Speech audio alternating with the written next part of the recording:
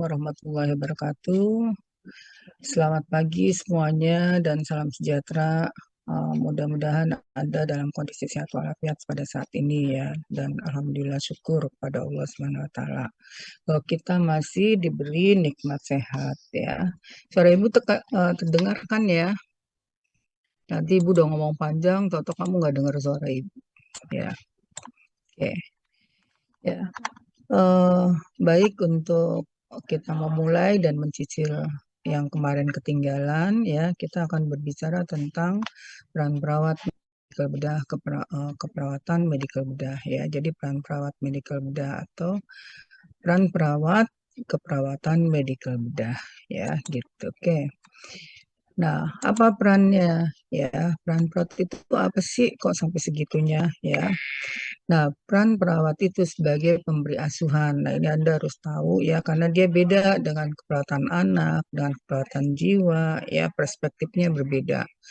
Ya, kalau di keperawatan medikal benda nih yang Ibu tahu, itu tidak membosankan karena pasiennya pasti berubah-ubah. Tapi kalau di jiwa, itu kita kemungkinan berubahnya hampir setiap saat. Nanti kalau moodnya nggak bagus, dia berubah lagi. Kalau orang rumahnya nggak bisa membawakan seperti perawat dari rumah sakit, dia berubah lagi. Makanya ya yang belajar itu tidak hanya pasiennya, tetapi juga keluarganya. Ya.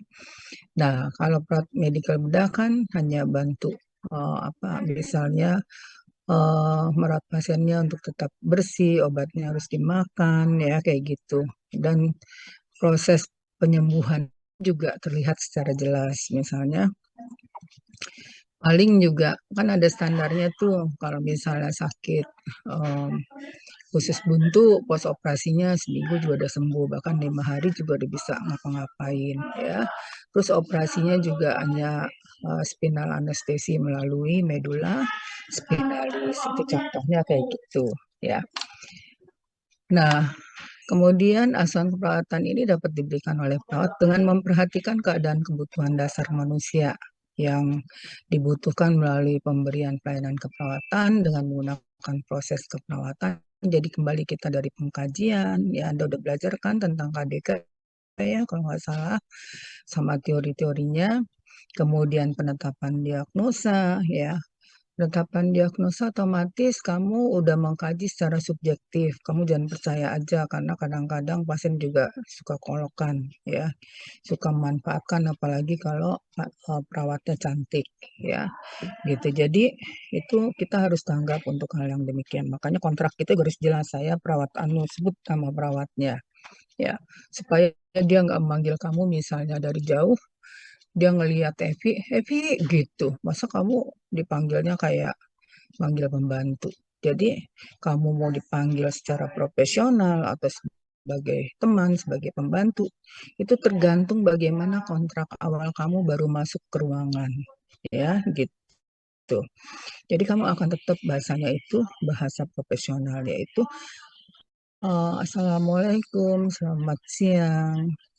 Perkenalkan saya Suster Evi ya, saya diberi tugas untuk merawat Anda dari jam sekian sampai sekian dan selama sekian hari. Nanti kalau misalnya hari Sabtu udah mau tukeran, Anda bilang, saya di Indonesia nanti hanya sampai hari Sabtu. Pas sampai hari Sabtu, terminasinya juga, Bapak saya udah mau selesai ya di sini. Nanti akan digantikan kalau ada teman kamu, teman saya nanti gantiin di ruangan ini. Nah, tapi saya nggak tahu apakah teman saya didinaskan untuk melanjutkan perawatan Bapak ya gitu. Itu jadi kamu tegaskan kayak gitu. Jadi orang juga sama kita segan ya gitu. Maksudnya dia juga nggak seenak-enaknya memanfaatkan kita, terus menganggap kita seperti pembantu. Jadi nggak zaman dulu lagi ya. Kalau dulu dia seenak-enaknya karena kalau saya lihat waktu saya baru masuk perawat perawatnya sendiri juga nggak nyadar akan tugasnya. Tapi kalau anak-anak sekarang kan pinter, jadi loh orang gua nggak diajarin Garut kok, gua masa disuruh Garut, nggak mau, kamu pasti nolak ya. Jangan kan Garut pasien, Garut mama kamu aja kadang-kadang kamu nggak mau, ya kan? Nah, tapi nggak boleh gitu, kalau mama kamu sih mau-mau aja, ya gitu. Jadi seperti itu gambarannya. Nah, kemudian eh, penanganan perawatan dengan menggunakan proses perawatan sehingga dapat ditentukan diagnosanya ya. Jadi data yang awal itu penting banget, data subjektif dan objektifnya. Betul dia bilang dia nggak bisa bergerak sendiri. Nah, kamu buktikan dengan data objektifnya, betul nggak dia nggak bisa ya? Atau dia hanya mau kita yang apa namanya ngeramutin misalnya mandiin di lab atau motongin kuku, padahal dia motong kuku sendiri bisa. Nah itu, jadi kalau keperawatan medikal bedah itu kan pasiennya misalnya post op, tapi kita juga harus berusaha untuk memandirikan pasien. Terus yang kedua perawat itu harus jeli ngelihat. Kalau masalahnya jantung, ini hati-hati kelihatannya seger, tapi tahu sore meninggal, ya kan gitu. Jadi kamu nggak boleh sembarangan lihat fase kritisnya udah terlewati belum, ya gitu. Dia dirawat hari keberapa dengan diagnosa apa. Oh kalau MCI berarti kamu harus hati-hati, oh ini berarti bisa mati tiba-tiba nih, ya kan gitu. Terus nanti penyebab MCI-nya kamu bisa ngasih taunya pas dia udah gak tenang, ya kan dia nggak boleh ngapain, dia harus bagaimana. Nah itu fungsi promotif kamu, gitu supaya dia jangan bolak-balik ke rumah sakit, ya. Makanya saya bilang perawat itu nggak bisa dibilang yang bego juga boleh masuk perawat, ya karena kalau nggak pasiennya cepat mati semua, ya gitu. Cuman masalahnya yang memproduk perawat ini itu bermacam-macam, tapi sekarang udah mulai terkendali, yaitu kalau dia tidak bagus sertifikasinya pasti itu institusi yang memproduk perawat itu udah mati dengan sendirinya. Ada akreditasi, ada uji kompetensi, ya. Jadi kalau uji kompetensinya banyak nggak lulus, biasanya nggak berapa lama juga itunya ketutup dengan sendiri, ya karena akreditasinya rendah, ya gitu. Jadi kalau dulu karena nggak ada yang menilai tadi, jadi kita nggak bisa mau duduk sama tinggi, ya kan gitu. Apa berdiri sama tinggi, duduk sama rendah, seperti itu nggak bisa. Karena apa? Karena tadi kita itu asal usulnya nggak seperti dokter. Kalau dokter jelas, ya dari UPTN mana, ya kan gitu. Nah, kalau kita dari Kemenkes sudah tertib, tapi dari yang lain belum tentu tertib, kecuali dari UI, ya kan gitu. Jadi itu yang mengatakan bahwa kalau orang swasta suka eh, ngeri-ngeri juga sama kita karena kita kalau suka disandingkan sama UI ya kita mirip lah karena yang mendirikan UI itu juga dulunya dari kita ya asal usulnya ya gitu. Bahkan dosen-dosen Anda pun juga banyak untuk meneruskan pendidikannya ke sana misalnya S2, S3 ya kayak gitu. Oke, nah jadi eh, kelihayan kita ini menggunakan langkah-langkah tadi ya dari pengkajian, penetapan diagnosa, kemudian membuat perencanaannya. Nih kalau yang profesional dia udah tahu dan kalau lupa dia tinggal buka e-booknya. Kalau sekarang e-book ya, kalau dulu ibu sih suka bawa textbook. Makanya isi apa tasnya tuh berat-berat itu textbook karena di ruangan tidak ada tempat bertanya dan kita dulu masih di ini apa namanya sangka dokter tuh kita nggak ada buku pegangannya. Tapi setelah ngeliat kita, oh Anda belajar ini juga ya. Ya seperti itulah gambarannya. Ya jadi teman tim kita sendiri juga segan sama kita. Makanya Ibu katakan lagi, apalagi anak sekarang pinter-pinter jangan malas bacanya. Jadi jangan menyia-nyiakan apa yang telah diberikan oleh Allah Subhanahu wa taala. Ya, otak kita bagus, terus tidak dimanfaatkan dengan baik karena tidak distimulasi sehingga tuh otak tidak berkembang dengan baik, ya. Nah, terus sudah ditentukan diagnosisnya, ya, kemudian dibuat rencananya, dilaksanakan tindakan yang tepat sesuai dengan tingkat kebutuhan dasar manusia. Ya, kita lihat kalau untuk tingkat kebutuhan dasar manusia berarti teori siapa? Berarti Maslow kita buka. Yang nomor satu itu kita lihat prioritasnya. Prioritasnya jangan lupa ya, ini mahasiswa suka lupa. Kamu itu udah diprioritaskan ya untuk melakukan tindakannya, Ibu suka nanya gitu. Sudah, pakai teori apa? Nah, Kalau sudah, kenapa dia melakukan bahwa aktualisasi nomor satu? Nah, atau gangguan berhubungan dia nomor satu. Padahal kan secara teori kalau misalnya padahal terlihat di situ pasiennya nggak nafsu makan, ya kan? Terus rada sesek. Berarti yang kebutuhan dasar itu adalah oksigen dulu harus dipenuhi karena oksigen itu tidak bisa kekurangan 1 kali 24 jam. Berapa menit otak kita kembali lagi ke teorinya. Makanya kita belajar anatomi, fisiologi. Berapa menit otak kita nggak bisa menahan, nggak ada oksigen di otak kita. Akhirnya mati, ya kan gitu. Jadi itu ada landasan berpikirnya. Terus kenapa kok pasien demam dikasih bubur, ya kan gitu. Karena untuk mengurangi apa kerja metabolismenya, karena metabolisme meningkat akan merangsang peningkatan suhu tubuh. Nah, akhirnya bisa menyebabkan apa? Bisa kejang segala macam. Nah, disitulah kenapa sih nurse itu harus paham tentang anatomi fisiologi. Jadi eh, itu ada di mana, Bu? Itu adanya di textbook, nggak ada yang namanya di dalam SDKI, SIRP, atau eh, buku PPI lainnya. Itu kamu baca kalau udah pinter baru megang buku itu. Ya, karena apa? Kamu akan nyambung. Tapi kalau belum, kamu nyari justifikasi nggak ada di situ. Semua ringkasan semua. Ya. Nah, padahal pada saat ini kamu butuh kenapa?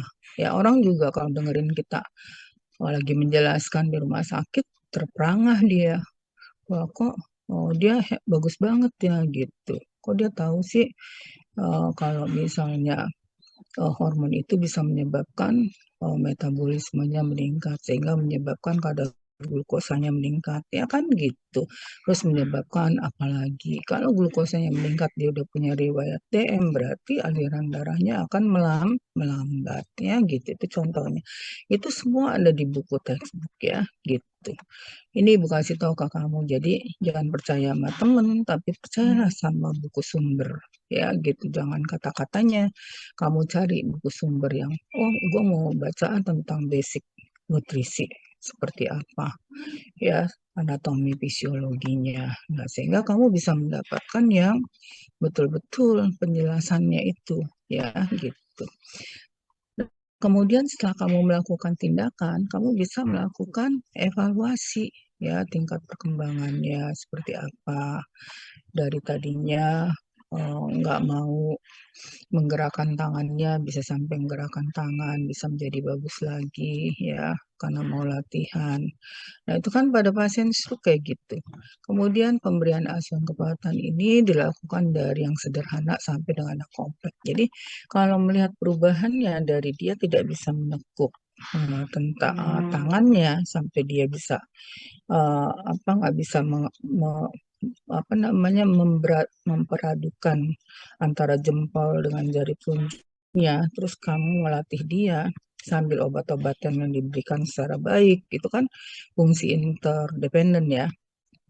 Nah, itu eh, ada perubahan dari tidak nggak bisa menjadi bisa, itu bukan suatu hal nggak ada perubahan sedikit tapi sangat bermakna ya gitu. Jadi begitu cara kita melihat suatu keberhasilan kalau kita di ruang rawat ya. Nah, kemudian 10 faktor asuhan dalam keperawatan. Satu, menunjukkan sistem nilai kemanusiaan dan altruism.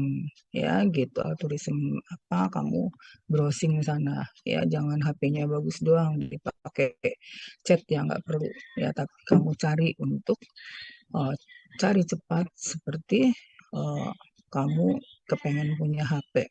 Ya, gitu. Jadi itu semua sumber ilmu ya gitu istilah-istilah jangan sampai kamu nggak ngerti apa sih itu altruism ya gitu. Kemudian memberi harapan dengan eh, mengembangkan yang kedua memberi harapan dengan mengembangkan sikap dalam membina hubungan dengan klien ini penting banget ya karena sama aja kamu sama PA kalau kamu tidak terbuka dengan pembimbing akademik kamu ya makanya saya suka menanyakan ada masalah apa ya dulu saya kumpulin sebelum perkuliahan mulai nanti saya kumpulin lagi pada saat akan ujian UTS ya.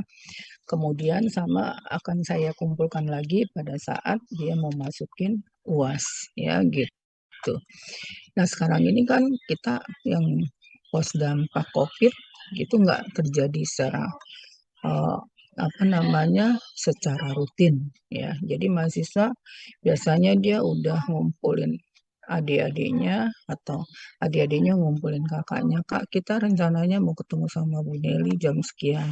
Kalau itu apa namanya informasi tentang bagaimana menghadapi semester awal ya kan gitu. Tapi kalau misalnya masalah pribadi masing-masing datang ke pembimbing. Nah, supaya bisa membantu kan harus terbuka sama kamu.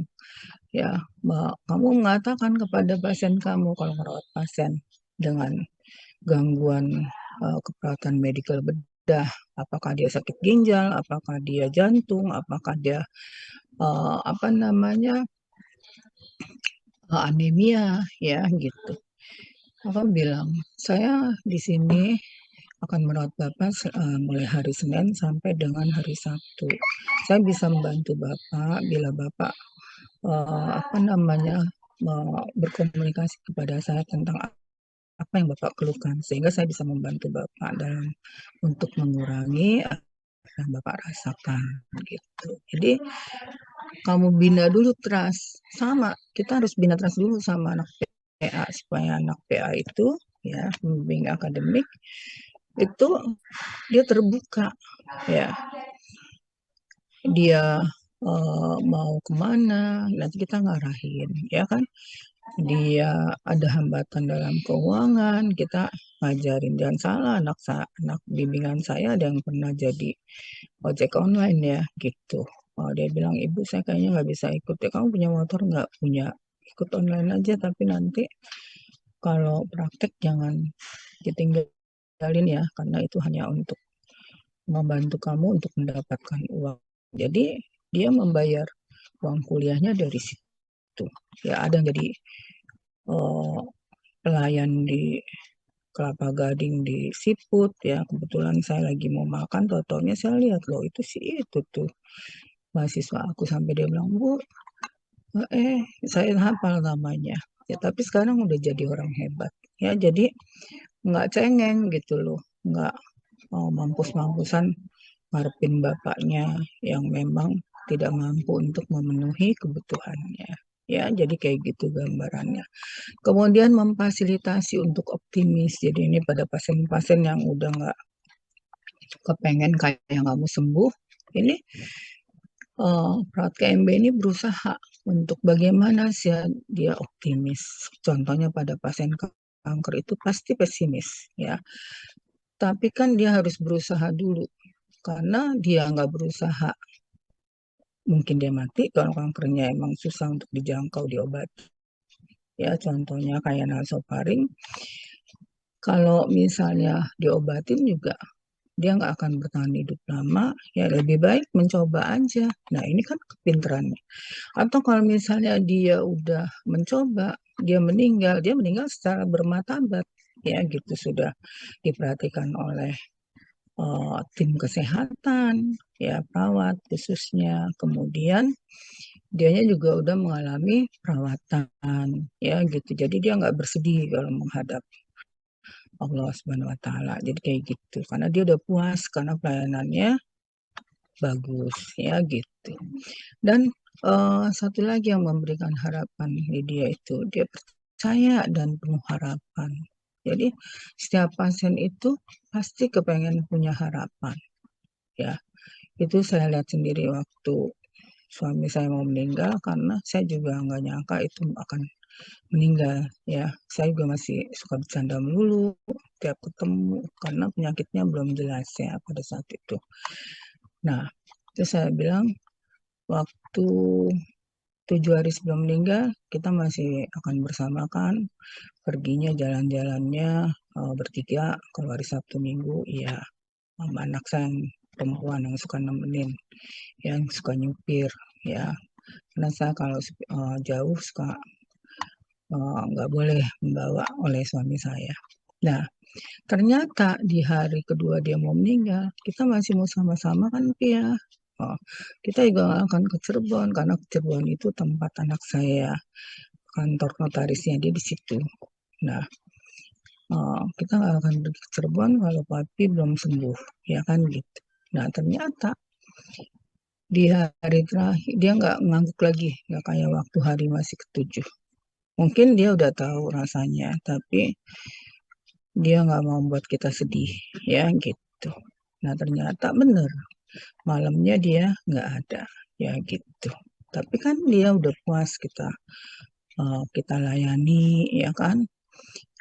Dia BAB kita kasih yang kita nggak jijik. Dia lihat kadang-kadang saya lupa pakai masker, saya bersihkan. Kadang-kadang suka lupa pakai sarung tangan. Dia sampai dia bilang, kok nggak pakai sarung tangan, Wi? Oh iya lupa, udah nggak apa-apa deh, nanti cuci tangan aja gitu. Ya, jadi seperti itu. Sebetulnya itu nggak baik ya. Tapi ya itu tadi karena rasa sayang jadi hilang semua, ya gitu. Itu saya bersyukur makanya kena diterjunkan ke keperawatan. Padahal itu bukan keinginan saya nomor satu, tapi saya bisa merawat ayah saya, bisa merawat ibu saya waktu mau meninggal, bisa merawat suami saya terakhir, ya gitu. Oke, nah kemudian menunjukkan sensitivitas antara satu dengan yang lain, ya. Nah, kemudian mengembangkan hubungan saling percaya. Nah, sensitivitas ini kita harus belajarnya bisa sama teman kita. Apakah teman kita itu tersakiti dengan kata-kata kita, ya gitu sebelum kita ke pasien. Terus dijaga bahwa lidah kita ini nanti akan bertanggung jawab di akhirat, ya kan? Karena memang ujung-ujungnya ke karakter, ya. Terus ke ilmu agama yang kamu diberikan oleh orang tua kamu dari sejak kecil. Itu diimplementasikan di sini semua sehingga keprofesionalan kamu kelihatan dan karir kamu memang benar berhasil dari pelaksana, ketua tim, ketua kepala ruangan, kepala seksi menjadi kepala bidang, ya gitu. Kamu bayangin rumah sakit itu kan tidak hanya satu satu divisi, dia banyak divisi. Makanya dibutuhkan perawat itu banyak dan itu penghargaannya juga untuk berada di situ tergantung dari kamu, ya. Kamu bagaimana gitu. Tuh, jadi menunjukkan sensitivitas tadi ini perlu dilatih karena maaf-maaf ya anak sekarang itu sensitivitasnya kurang karena kebanyakan tadi main game, ya kan gitu. Padahal mamanya kepengen banget dianterin ke pasar, ya untuk anak yang laki-laki. Tapi dia masih asik kerja main game. Dan mamanya cuman dianterin aja udah seneng, bukan dibelanjain ya, gitu. Apalagi dibelanjain kalau kamu udah punya uang, senangnya setengah mati kali ya, gitu. Oke, ya itu yang saya lihat sama adik saya waktu dia sakit. Terus anaknya, eh, kebetulan anaknya itu lagi sekolah, terus waktu PKL dikasih, karena bagus sekali, dikasih uang. Terus uangnya dikasih ke ibunya, karena ibunya sakit kanker kan, sampai jual-jual segala macem. Ya, adik saya yang tadinya kepala bidang di rumah sakit PAM. Terus dia cerita, Mami katanya, aku kasihan ngeliat Mama sekarang. Kenapa? Mama kan udah mulai jual emasnya, kata gitu. Terus aku kan kemarin dapat uangnya mah, nih aku kasih dia seneng banget ya. Bukan karena kamu dapat uang itu, sebetulnya seorang ibu itu berapapun kamu kasih, ya padahal mungkin nilainya nggak dibandingin dengan hasil dari ibu kamu, itu nggak seberapa, tapi dia bangganya setengah mati sama anaknya, ya gitu. Itulah seorang ibu. Ya itu yang saya rasakan, ya gitu. Apalagi sampai dia bisa ngebiayain eh, keterlaksanaan di rumah, ya itu udah beda lagi, ya gitu. Jadi seperti itu gambarannya. Ya saya sebagai orang yang tidak mau tergantung sama anak, tapi saya ngelihat saya mau bayar listrik udah kebayar semua, saya mau bayar pajak udah kebayar semua sama anak-anak saya, ya. Akhirnya ya udah saya bilang gitu, ya kita kapan lagi bantu mami, ya kan gitu. Ya jadi seperti itu gambarannya. ya. Nah, kemudian meningkatkan hubungan interpersonal dan proses belajar mengajar. Nah, ini kan nanti salah satu tugas Anda adalah sebagai edukator untuk eh, si pasien. Misalnya contohnya pasien DM. Nah, kamu bilang sama ibu, Bu, saya mau ngasih edukasi atau penyuluhan untuk pasien ini, apa aja yang boleh dimakan dan apa aja yang tidak boleh dimakan, kenapa nggak boleh dimakan gitu. Nah, silakan kamu udah bikin itunya, subnya. Nah, sudah, ini coba ibu lihat ya.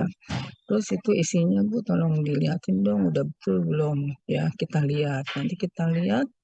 Terus di situ kadang-kadang saya udah langsung menilai Anda. Oh, bagus dia dalam.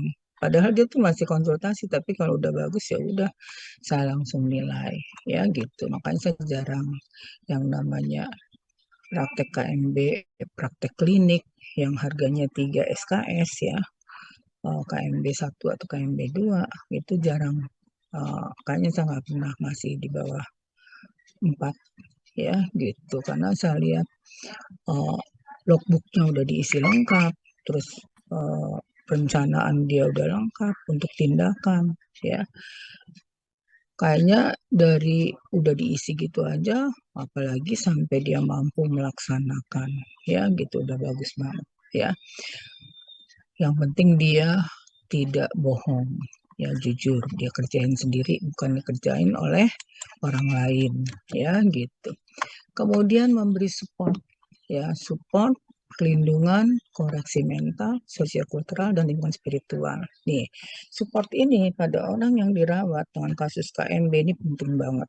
Ya, kasusnya bervariasi, apalagi yang khususnya cancer. Mau cancer di bagian sistem yang mana aja, mau perkemihan, mau pencernaan, ya, itu support itu penting. Perlindungan juga gitu. Dia kadang-kadang ini benar obatnya.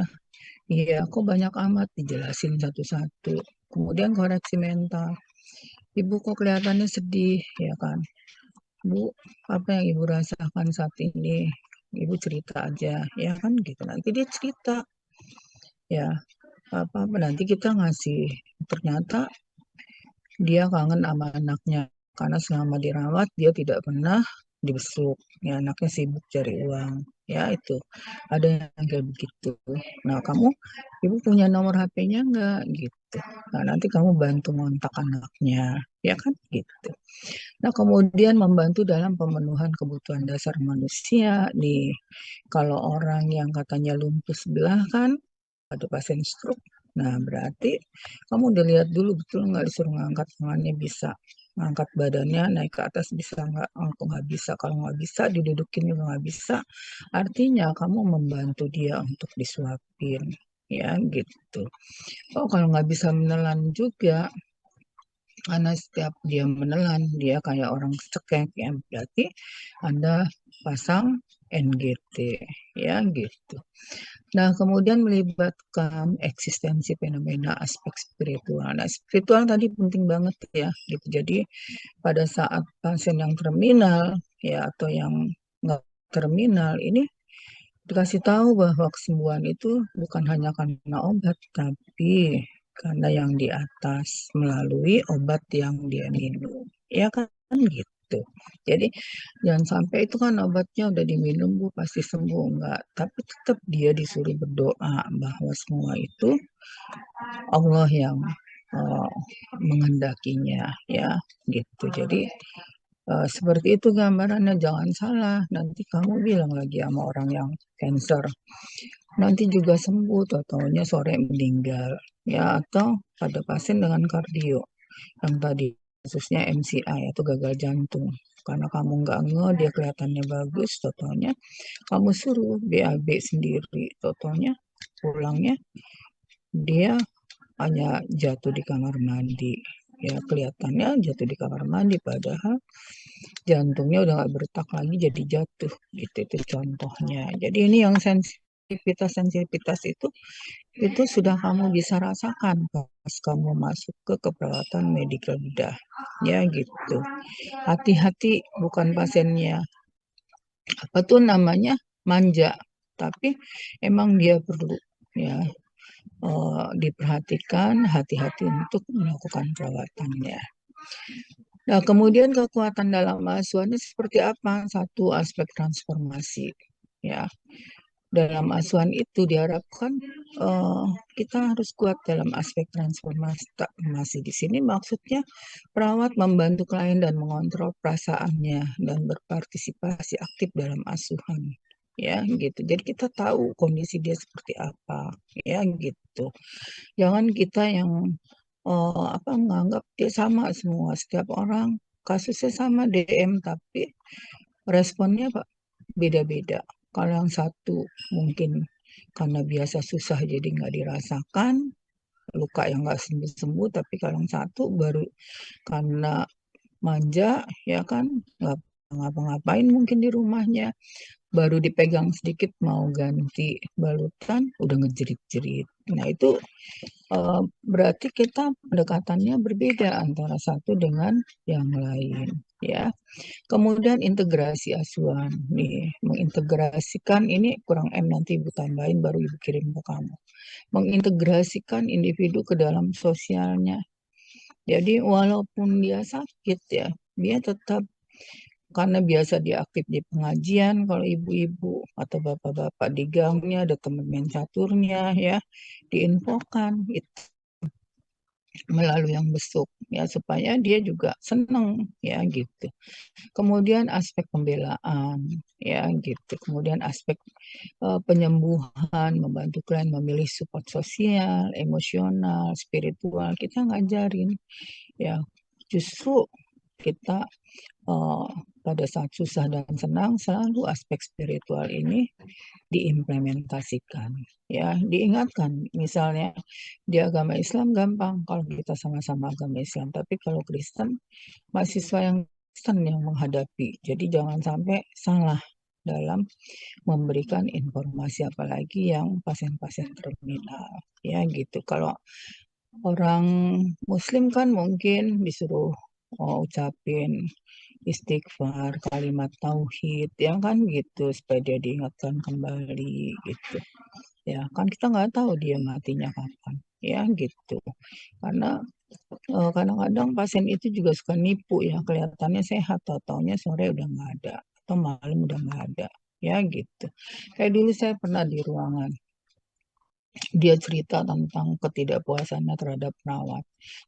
Dia bilang gini, Suster Nelly katanya saya nggak suka sama perawat itu. Kenapa Pak? Kasar, udah jelek katanya gitu. Biarin aku doain katanya. Nggak dapet jodoh katanya. Bapak jangan kayak gitu Pak. Maafin dia ya Pak. Mungkin dia nggak maksudnya seperti itu. Saya bilang gitu. Ya ternyata pagi-paginya meninggal. Memang sampai sekarang belum nikah-nikah. Padahal beda sama saya usianya kali cuma berapa tahun ya. Gitu. Jadi hati-hati ya, bahwa doa orang yang sakit itu biasanya makbul, ya gitu. Makanya jangan dibeda-bedakan, ya. Padahal saya waktu itu dosen akper, ya. Jadi saya waktu itu pada saat itu dalam rangka ngebimbing dia nggak tahu kalau saya dosen akper. Cuman saya suka nongkrong di ruangan untuk menambah ilmu saya. Ya gitu. Jadi dia cerita kayak gitu si pasiennya. Taunya besok paginya saya datang udah nggak ada. Kemana bapak itu? Meninggal, Bu. Hah? Saya bilang gitu. Meninggalnya karena apa? Itu gangguan oksigenasinya. Kayak gitu, tiba-tiba gitu. Ya, jadi hati-hati dalam menghadapi pasien. Ya, itu nggak disangka-sangka. Ya, gitu.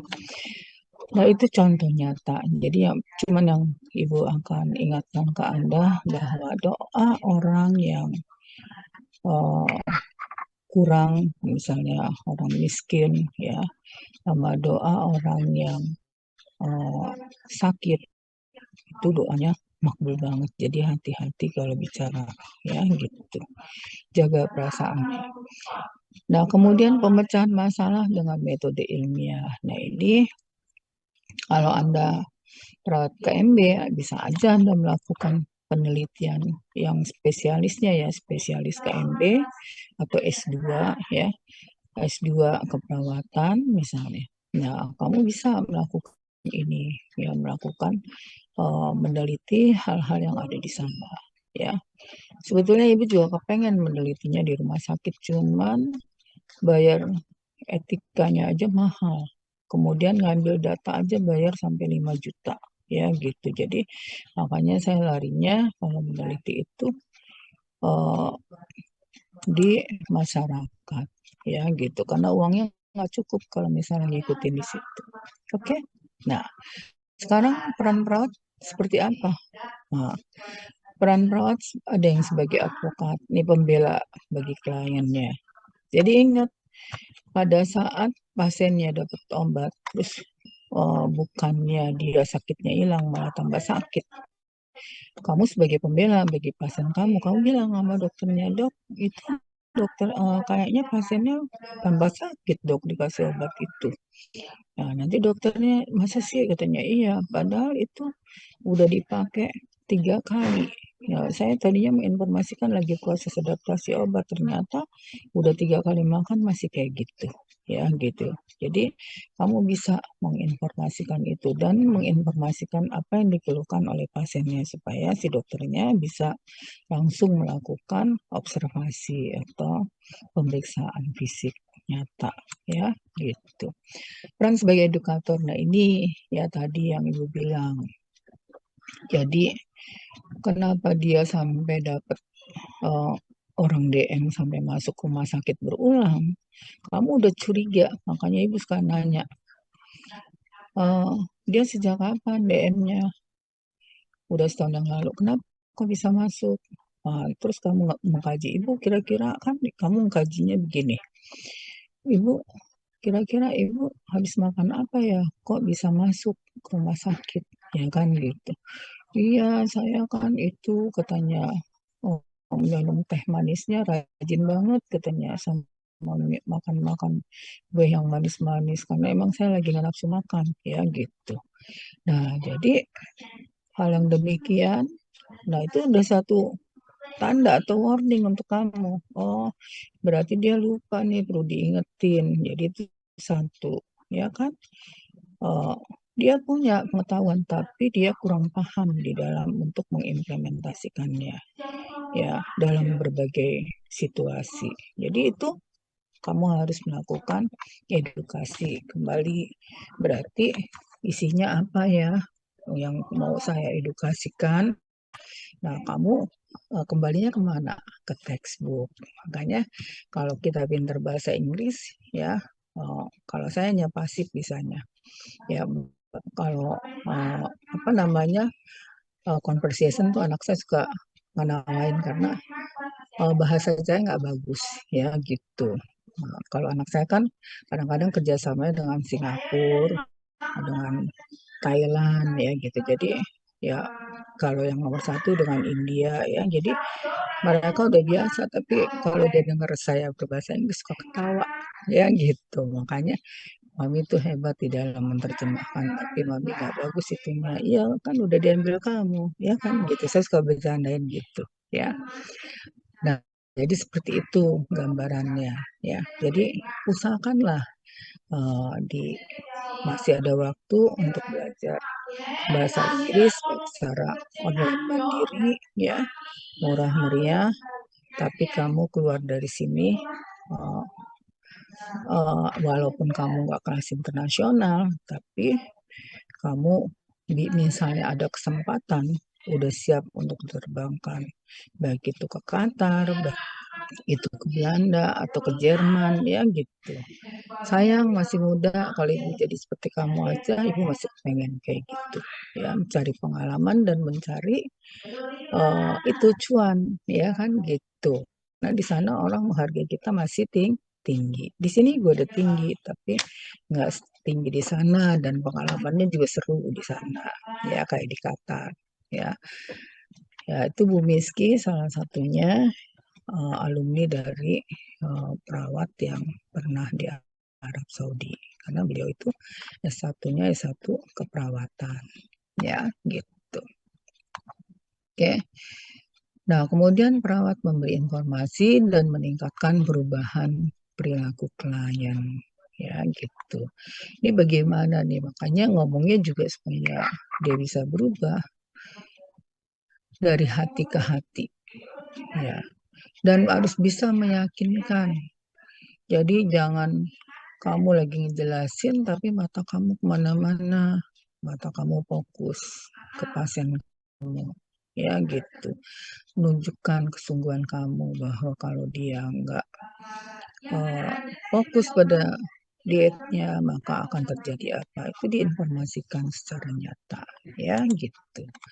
Oke, nah kemudian kamu juga apalagi nurse ya ini ya, nurse tentang KMB ini beda dengan D3 ya, peran sebagai koordinator. Tidak menutup kemungkinan kamu sebagai ketua tim ya, atau di dalam satu perawatan di rumah sakit ya. Nah, peran ini dilaksanakan dengan mengarahkan, merencanakan, serta mengorganisasi pelayanan kesehatan dari tim kesehatan. Ya, tim kesehatan itu nanti kamu jangan kaget ya. Ada ahli gizi, ada fisioterapi, ada TLM, kemudian ada dokternya di situ, kemudian ada kamu. Kamu biasanya chipnya yang mengelola ruangan. Tuh, berarti harus pinter kan? Gitu. Terus kita dia dianggapnya paling tahu kasus itu. Apa yang terjadi? Hasil labnya apa? Hasil dietnya jalan nggak di gizi.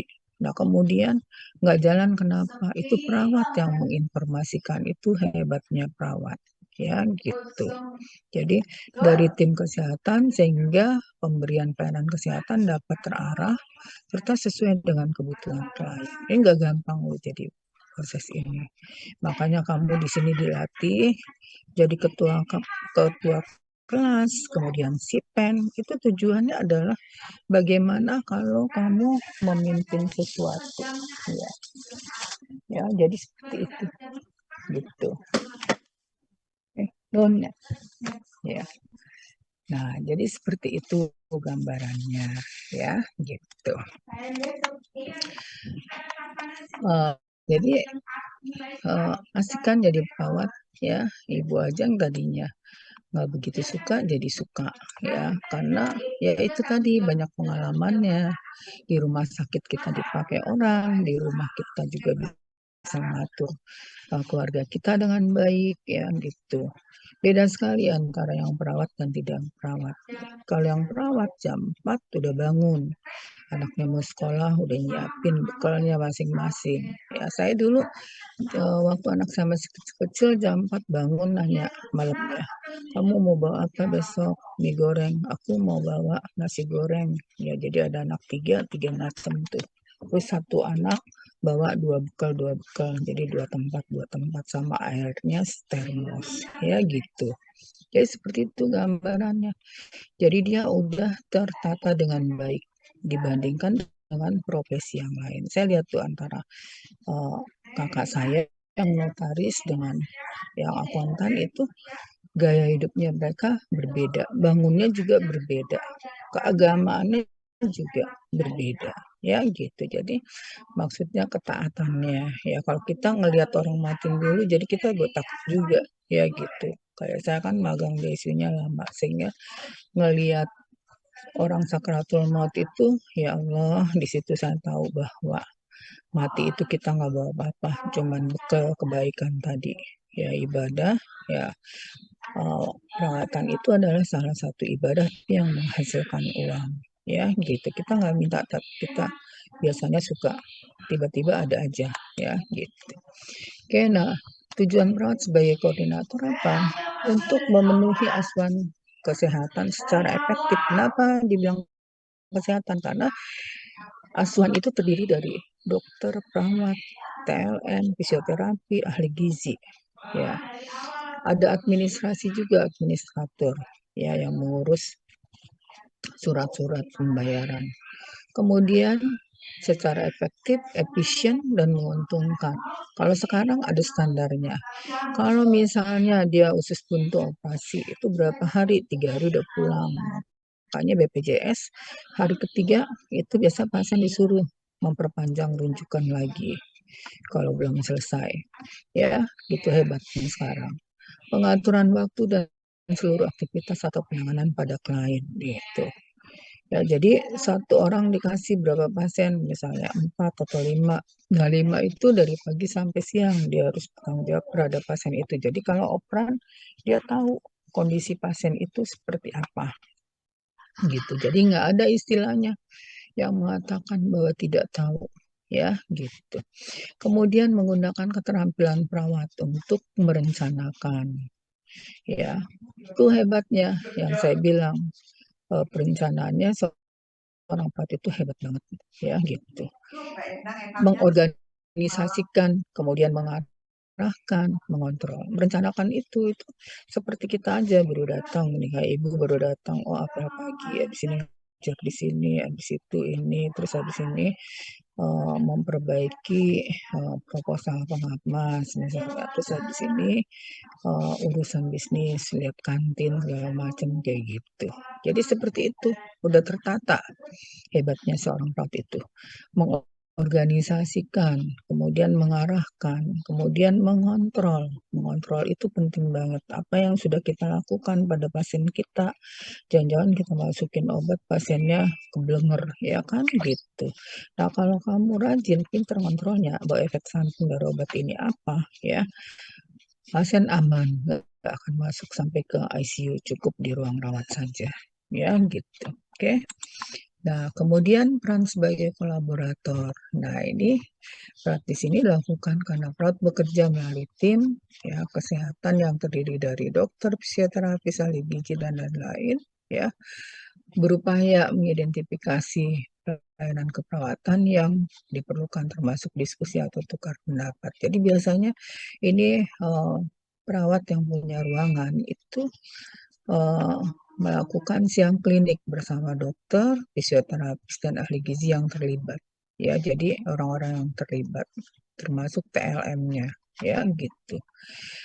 Oke, nah kemudian sebagai konsultan, nah ini peran di sini adalah sebagai tempat konsultasi terhadap masalah atau tindakan keperawatan yang tepat untuk diberikan. Kemudian peran ini dilakukan atas permintaan klien terhadap informasi tentang tujuan pelayanan keperawatan yang akan diberikan. Berarti biasanya tentang gizi, si perawat memfasilitasi dia untuk ketemu dengan ahli gizinya pada kasus DM atau hipertensi terkait dengan makanan yang boleh dan tidak boleh dimakan, ya gitu. Terus jenisnya seperti apa, gitu kayak gitu gambarannya. Walaupun kita tahu kalau misalnya dia, saya boleh nggak ketemu ahli gizinya. Nah, kita memfasilitasi sebagai kepala ruangan, ya gitu. Nah, kemudian ini yang agak susah sebagai peran pembaharu, ya. Peran sebagai pembaharu, makanya saya bilang perawat itu emang harus pinter ya, karena dia tidak hanya ngikutin yang zaman dulu, kalau nggak kita belum ada perubahan, dan kalau nggak kita nggak dapat nama di garda terdepan waktu masa COVID. Di situ peran kita banyak sekali, ya. Sehingga kita juga ikut tenar, ya. Terus fasilitas penggajian, ya, insentif segala macam itu berubah total, ya gitu. Ada yang mengatakan udah cukup di Jakarta, asal masuknya ke rumah sakit yang bagus ya, kayak rumah sakit RSCM, Persahabatan, Fatmawati yang besar-besar, ya gitu. Bukan rumah sakit yang kecil-kecil, ya banyak kan di sini yang kecil-kecil, ya gitu. Nah, kemudian peran sebagai pembaru ini dapat dilakukan dengan mengadakan perencanaan, kerjasama, ya, perubahan yang sistematis dan terarah sesuai dengan metode pemberian pelayanan keperawatan. Nah, peran perawat sebagai pembaru ini dipengaruhi oleh faktor-faktor seperti kemajuan teknologi, seberapa jauh si perawat tadi mampu mengoperasionalkan alat-alat canggih, ya baik HP, laptop, atau alat-alat yang ada di ruangan ventilator, ya itu semua kan dipakai tuh, ya gitu. Nah, kemudian perubahan lisensi regulasi, kemudian meningkatnya peluang pendidikan lanjutan, ya gitu. Jadi dia nambah lagi nggak sekolahnya. Makanya saya menyarankan bagi yang D3 untuk sekolah lagi supaya dia jangan di bawah banget ya. Mereka berbeda banget. Lulus itu kepangkatannya kalau dia di PNS itu cuma 2A atau 2B. Kalau Anda lulus itu pasti 3A atau 3B. Ya, jadi nggak usah nunggu bertahun-tahun dulu. Kalau dia kena satu kali kenaikan pangkat itu memerlukan waktu 4 tahun ya. Itu kalau yang normal ya, yang memang udah reguler. Tapi ada yang nggak naik-naik. Nah, ini berarti dia untuk mencapai Anda kalau nggak sekolah itu sampai 12 tahun. Ya gitu. Nah ini mungkin juga hal ini disebabkan kan karena kemampuan ekonomi yang tidak mampu untuk mengikuti D4 atau nurse ya gitu. Nah kemudian meningkatnya berbagai tipe petugas asuhan kesehatan. Tuh. Jadi banyak di sini yang memudahkan kita tipenya ya gitu. Ada apa namanya kerja sosial ya, kemudian ada apa namanya tadi tembok tadi ya, itu bekerja akhirnya enak, nggak semuanya di ini kan ke perawat ya gitu. Terus perawat juga mempunyai fungsi ya, fungsi perawat ada fungsi independen, kemudian fungsi dependen dan fungsi uh, interdependen. Nah, fungsi independen kamu mungkin udah tahu, udah pernah dengar ya. Independen itu berarti fungsi mandiri dan tidak tergantung pada orang lain. Nah, di keperawatan medikal bedah penting banget. Jadi, kalau udah tahu dia dengan gagal ginjal, berarti itu secara otomatis, secara teori, ya secara textbook yang kita baca, bahwa dia harus udah diukur minumnya, terus dia diumu, ya kan ukur minum urin, terus urinnya kumpulkan selama 24 jam dimulai dari jam 6 pagi sampai jam 6 pagi lagi, itu berapa cc dianya ya, kemudian hitung dengan apa namanya pengeluaran yang tidak dapat dihitung apa tuh namanya kayak keringat, kemudian ludah ya kayak gitu ya, itu jumlahnya 10% dari apa namanya pengeluaran sampai akhirnya nilainya itu 4,5 atau 500. Nah itu dijumlah dengan seperti itu. Nanti kamu mungkin akan belajar itu ya, bagaimana menghitung balance cairan ya. Nah sehingga si pasien ini bolehnya minumnya berapa cc. Dan untuk memudahkan biasanya dia menggunakan uh, itu apa tuh namanya botol aqua ya. Misal maka kalau kamu uh, jangan kaget di ruangan suka ada yang pakai botol aqua cuma 3/4-nya yang 1 liter misalnya atau yang setengah liternya, itu berarti di gangguan perkembangan misalnya, berarti dia hanya bolehnya minumnya segitu.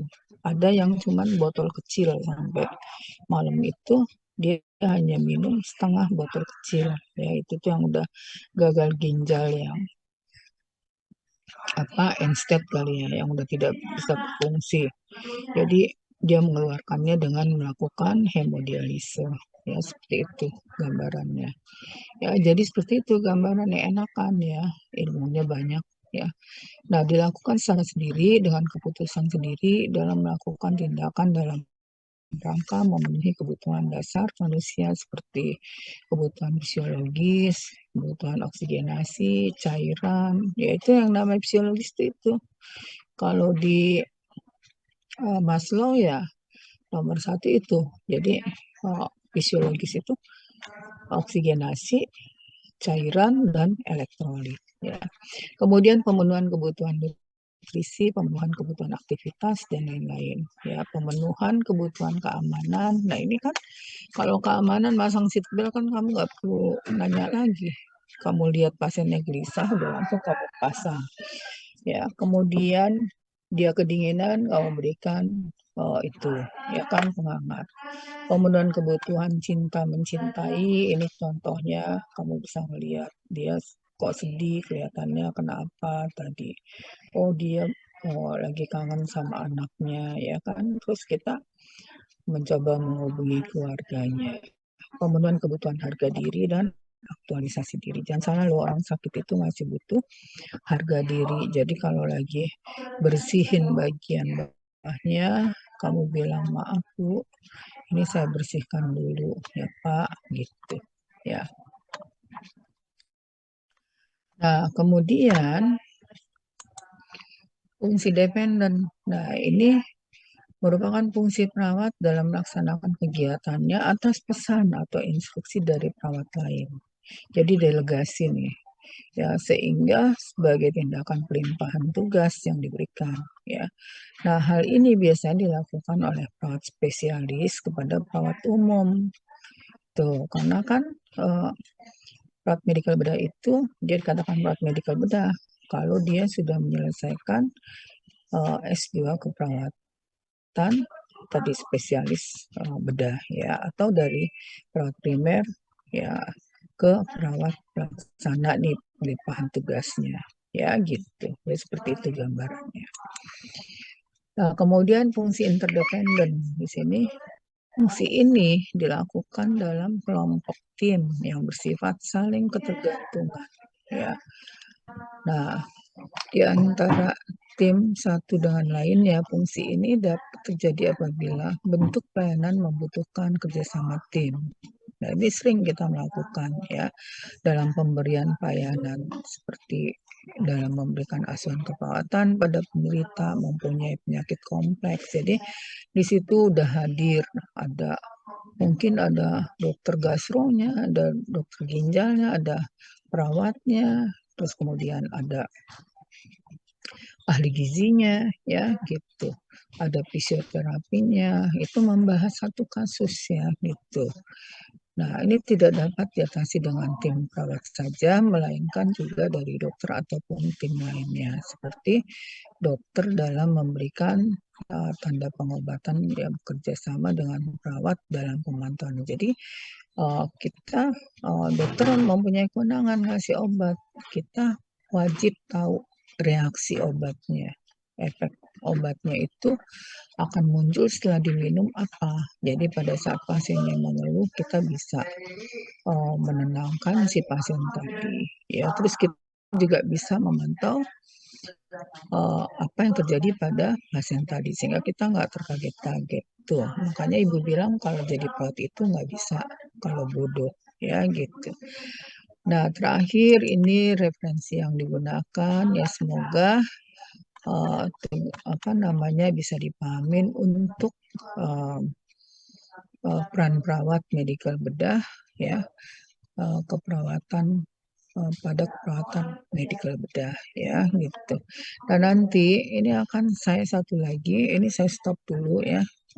Ada yang mau bertanya nggak? Silakan sebelum saya lanjutkan lagi. Ya, Ibu akan memberikan ini satu lagi kan standar ya, standar pelayanan keperawatan medikal bedah. Oke, kita dulu.